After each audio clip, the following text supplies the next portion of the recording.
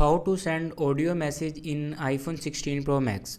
So let's start the video. First of all, open settings and make sure you sign in your Apple account. If it doesn't sign in your Apple account, then sign in Apple account.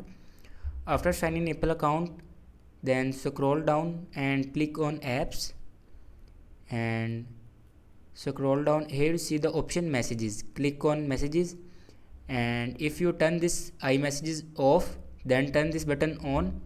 After turning on iMessages, then go back and open messages app and open a chat you want to send audio message. Then simply click on this plus icon and you see the option audio. Click on audio, and here you can record your audio message you want to send. And if you want to stop audio message, then simply click on this stop button, and here you can record your, and if you want to send this, then simply send.